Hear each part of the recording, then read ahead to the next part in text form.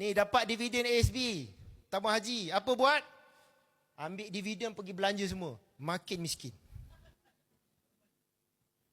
Sebab tuan-puan katalah tahun lepas ada 10,000 dalam akaun. Tahun depan masih ada 10,000. Makin miskin. Sebab 10,000 tahun lepas dengan 10,000 tahun ni tak sama dah nilai dia. Orang kaya tuan-puan, dia tak letak kekayaan dia yang banyak dalam bentuk cash dalam bank. Sebab apa orang kaya faham? Savers are losers. Savers are losers. Kenapa tuan-puan? 1 juta 30 tahun yang lalu tak sama dengan 1 juta hari ini. Betul tak?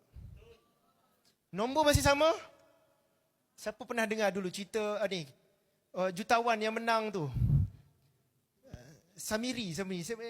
Nama apa? Cerita dulu rancangan tu. Dia menang teka silang kata tu. Dia dapat 1 juta.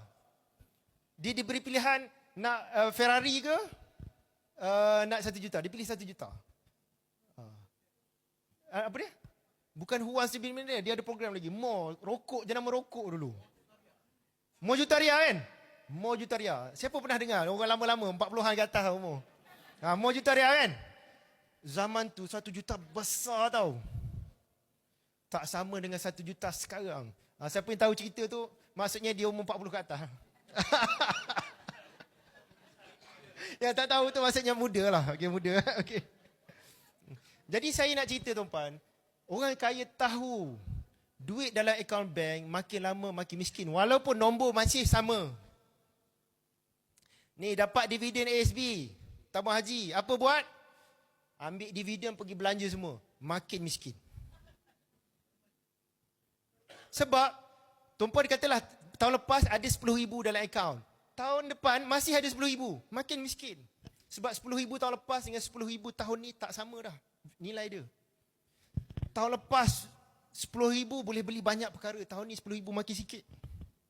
Kalau setiap kali dapat dividen pergi belanja, setiap kali dapat dividen pergi belanja, kita sebenarnya semakin miskin.